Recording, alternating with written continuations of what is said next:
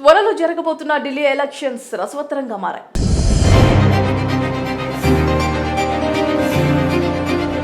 Congress, BJP తీవ్రంగా పోటీ పడుతుండగా మరోవైపు అధికార ప్రాంతీయ పార్టీ ఆప్ తన హవాను కొనసాగిస్తోంది.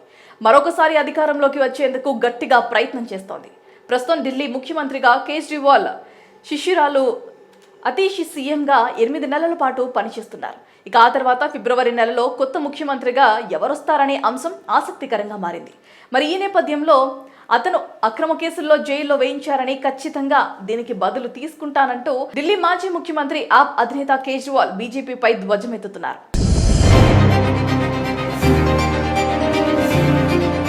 అంతేకాకుండా హస్తినాలోని జట్ వర్గాన్ని ఇతర వెనుకబడిన తరగతుల ఓబీసీ జాబితాలో చేర్చకుండా ప్రధాని నరేంద్ర మోదీ, కేంద్ర హోంమంత్రి అమిత్ షా ద్రోహం చేశారని కేజ్రీవాల్ ఆరోపించారు. గురువారం విలేకరుల సమావేశంలో కేజ్రీవాల్ మాట్లాడుతూ ఢిల్లీలోని జాట్ కమ్యూనిటీని సెంట్రల్ ఓబీసీ జాబితాలో చేర్చాలని డిమాండ్ చేస్తూ తాను ప్రధాని మోదీకి లేఖ రాశానని చెప్పారు. ఢిల్లీ ప్రభుత్వం జట్లను ఓబీసీలుగా గుర్తించినప్పటికీ మోదీ ప్రభుత్వం మాత్రం కేంద్రం జాబితాలో చేర్చడానికి సిద్ధంగా లేదని విమర్శించారు. ఫలితంగా ఢిల్లీ విశ్వవిద్యాలయం, డియు వంటి కేంద్రీయ విశ్వవిద్యాలయాల్లో ప్రవేశం కోసం ఢిల్లీ విద్యార్థులు దరఖాస్తులు చేసుకున్నప్పుడు వారికి ఓబీసీ కేటగిరీ కింద రిజర్వేషన్లు లభించడం లేదని అన్నారు. రాజస్థాన్లోని జాట్ కమ్యూనిటీని కేంద్రం ఓబీసీ జాబితాలో చేర్చిన మోదీ సర్కార్ ఢిల్లీ విషయంలో కక్షపూరితంగా వ్యవహరిస్తుందని ధ్వజమెత్తారు. ఢిల్లీలోని జాట్ వర్గానికి చెందిన సోదరీమణులకు తీవ్ర అన్యాయం జరుగుతుందని అన్నారు. గత 10 ఏళ్లలో మోదీ జాట్ నేతలకు ఫోన్ చేసి 3 సార్లు తన ఇంట్లో వారిని కలిశారు.